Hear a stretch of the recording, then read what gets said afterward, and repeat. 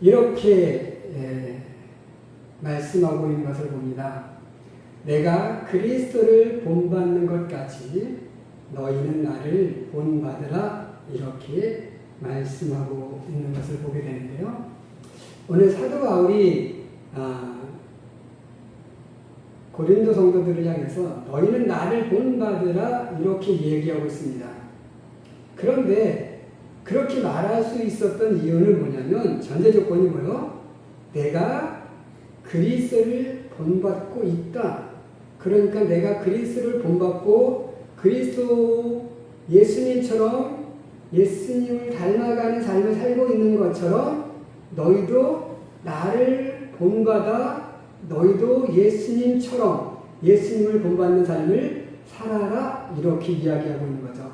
그러니까 사도 바울 자신을 본받으라는 게 아니라 자기가 본받고 있는 그 예수님의 삶을 너희도 본받으라, 이렇게 말씀하고 있는 것을 보게 돼요. 자, 오늘 사도 바울은 고린도서 1장을 시작하면서 십자가의 도에 대해서 이야기를 하죠. 오늘 이 사도 바울이 어떤 예수 그리스도의 어떤 모습을 본받고 있었을까라는 것이에요. 사도 바울은 처음부터 예수님을 믿는 사람이 아니었습니다. 그는 예수님이 십자가에 못 박히고 나서 그 예수님을 전하는 사람들을 잡아서 옥에 가두고 그들을 핍박하는, 박해하는 데에 가장 앞장섰던 그런 사람이었죠. 그가 이제 저 다메섹 쪽에서 그쪽으로 도망가서 그쪽에서 예수를 믿으면서 예수를 전하는 사람들을 잡아다가 이제 옥에 가두려고 이제 다메섹으로 가는 도중에 거기서 어떻게 됐어요? 그곳에서 예수님을 만납니다. 다메섹 도상에서 예수 믿는 사람들을 박해하려고 가던 도중에 그 안에서 그 속에서 예수님을 만나게 되었던 이 바울이 그때 자신을 찾아온 그 예수님,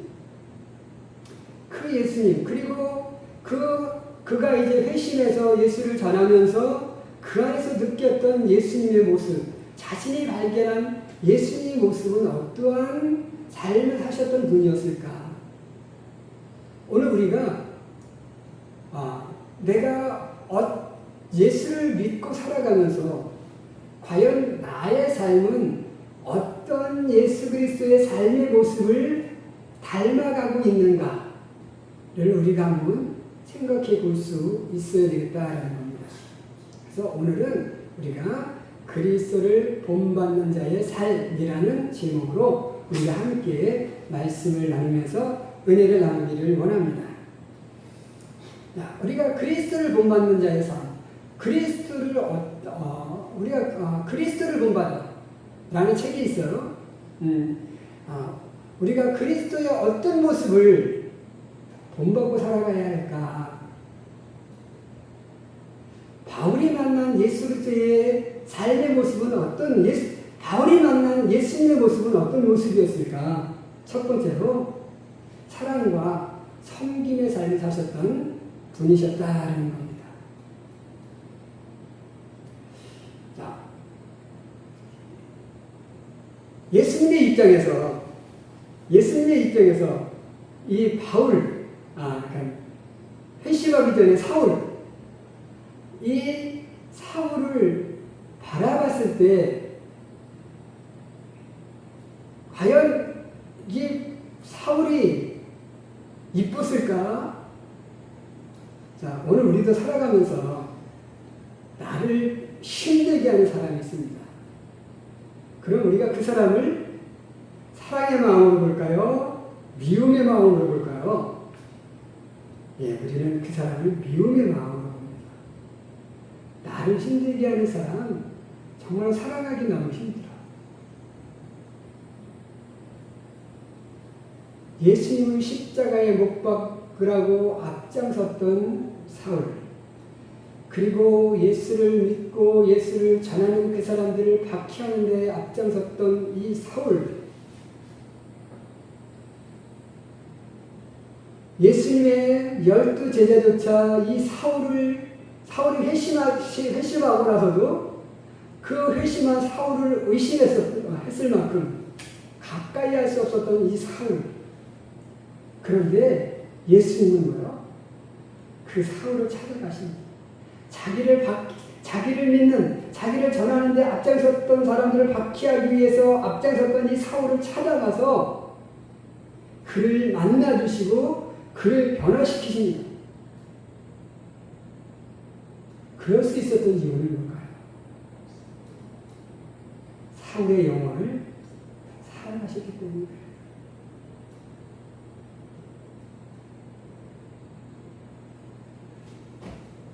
오늘 예수님의 삶은 바로 그런 사랑의 삶을 사셨던 분이셨던 것을 봅니다. 그는 가난한 자들을 사랑하셨고 소외된 자들을 사랑하셨고 또 정말로 목표를 잃고 헤매이며 길 잃은 양같이 헤매이는 그 영혼들을 긍휼히 여기셨던 그분이셨습니다.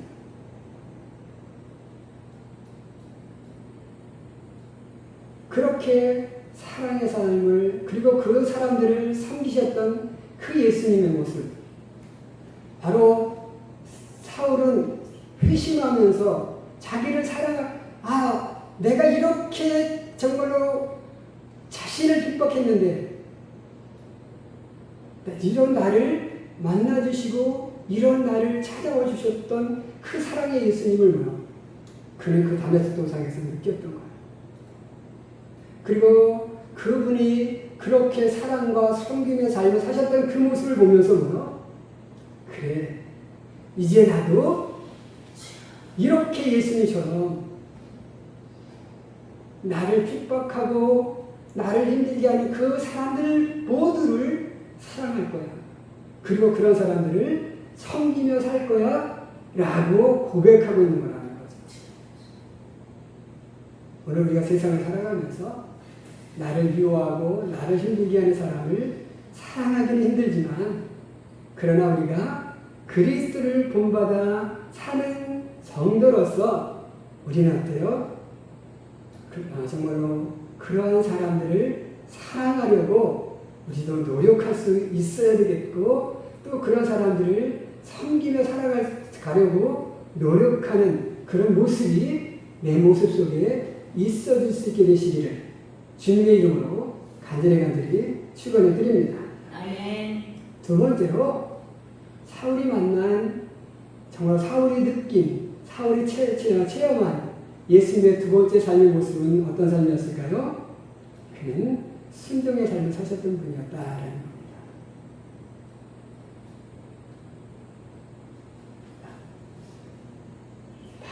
이 사울이 예수를 만나기 전까지는 그냥 예수님은 어떤 분? 그냥 세속적인 하나님 말씀에 좀 뛰어난 사람이었어요. 그죠? 그러니까 그런 사람 그냥 똑같은 사람으로 생각했기 때문에 그 예수님을 죽이는 데 앞장설 수 있었고 또 자신과 생각이 다른 하나님에 대한 자신과 다른 복음을 전하는 이 예수님이 미혹기에 그를 죽일 수 있었고 또 그런 예수를 믿는 사람들을 박해하는 데 앞장섰다는 거예요. 그런데 이제 다메섹 도상에서 예수님을 만나고 나서 자신이 변화하고 나니까 그 예수님은 어떤 사람이었어요? 그냥 나와 동일한 그냥 인간이 아니었다라는 거죠. 그분은 누구셨어요? 하나님의 아들이셨어요. 그런데 그 하나님의 아들이신 곧 하나님이신 그분이 정말로 이 땅에 내려오셔서 인간의 몸을 입으시고 또 어떻게 했어요? 하나님의 뜻에 따라 십자가에 죽었다라는 거죠. 그러니까 이것은 뭐야? 하나님의 뜻에 전적인 순종의 삶을 살았던 그 분을 뭐야? 이 바울은 느꼈던 거야. 야, 하나님 자신이 뭐야? 그냥 내가 하나님이니까 뭐 인간을 구원하는 방법, 내가 안 죽어도 인간을 구원할 수 있어. 그죠? 예수님이 십자가에 안 죽으셔도 우리를 구원할 수 있는 방법은 얼마든지 있을 수 있어요. 그런데 인간을 위해서 죽게끔 예수님을 이 땅에 보내신 게 누구의 뜻? 하나님의 뜻, 곧 자신의 뜻이었어요. 그죠? 그냥 자신의 정한, 자신의 뜻, 하나님의 뜻에 뭐요? 순종했어요. 그래야 뭐라고요? 그 변함이 없는 그 하나님이심을 우리에게 보여줄 수 있는 거죠. 그냥 자기 마음대로, 자기 편안할 대로, 자기 기분대로, 내가 죽게, 그러다가, 싫어, 죽기 싫어, 안 죽어. 그럼 뭐요? 이 하나님이 이게 갈팡질팡 하면 그 하나님에 대한 신뢰도가 사람으로서 떨어질 수밖에 없는 거예요. 하나님은 자신의 뜻을 세우시면 그 뜻에 변함이 없으셔야 돼요. 그래서 하나님은 회전하는 그림자도 없으시죠. 변함도 없으신 하나님이죠. 그렇죠? 그런데 이게 기분에 따라 변하면 어떻게 돼요? 안 되잖아요. 그죠? 그래서 그 정하신 하나님의 뜻에 정말로 죽음으로써 순종하는 그 예수님의 모습, 이것이 바로 뭐 사도 바울로서는 대단하게 느껴졌던 것이죠. 하나님이 나를 위해서 죽으셔? 십자가에, 그것도 십자가에 못 박혀 죽으실 만큼 순종하셨던 그 예수님의 그 삶의 모습, 그 모습에 이 사도 바울은 감동을 받은 것이고, 그래서 그는 어떻게 살았어요? 내가 그리스도를 본받는 것 같이 너희도 나를 본받으라고 고백했던 이 바울의 삶은 어때요? 정말로 죽을 뻔한 고비를 수없이 넘기고 뱀에 물리기도 하고 정말 태장도 수없이 맞고 돌에 맞아 죽을 뻔하기도 하고, 그런 속에서도 그는 정말 끝까지 복음을 전하는데 앞장설 수 있었던 것입니다. 이게 순종하는 삶의 자의 모습이다라는 거죠. 예수님이 십자가에 죽기까지 복종하셨던 것처럼 사도 바울 자신도 그렇게 죽기까지 순종하는 모습을 살아가고 있다. 그렇게 살 것이다. 그러니까 너희는 나를 본받으라. 이렇게 외칠 수 있었던 것이죠. 오늘 그리스도를 본받는 자의 삶은 어떤 모습? 정말로 죽기까지 하나님의 뜻에 순종하는 삶을 살아가는 것. 이것이 그리스도를 본받는 자의 삶임을 기억하시고 정말 그러한 삶을 살아갈 수 있는 우리 귀한 성도들이 되시기를 주님의 이름으로 간절히 축원해 드립니다. 아멘. 마지막 세 번째로 바울이 만난 예수님의 모습은 어떤 것이었을까? 바로 용서의 삶을 사셨던 예수님의 모습을 그는 만났다라는 것이죠. 자, 아까도 얘기했지만 정말로 죽을 만큼 미운 사람 누구요? 사울이에요. 아마 예수님이 하나님이 아니셨고 그냥 인간이셨다면 정말로 가라마셔도 시원치 않을 만큼 철천지 원수가 누구? 사울. 자, 이 땅에서 복수가 지속되는 이유는 뭘까요? 복수가 복수를 낳죠. 자, 이스라엘이 이란을 공격하니까 이란은 이스라엘에다 미사일을 공격합니다. 그 이유가 뭐예요? 네가 너 나를 때렸어? 나도 너 때릴 거야. 이게 뭐야? 복수라는 거예요. 그 복수가 생기는 이유는 뭐냐면 용서의 마음이 없기 때문에 생기는 거예요. 그죠? 용서가 없기 때문에 그래요. 너 나를 이렇게 힘들게 해? 그래. 너도 한번 힘들어봐. 너도 한번 고통당해봐. 이게 복수라는 거예요. 예수님의 입장에서 사울은 그런 사람이셨어요. 자신이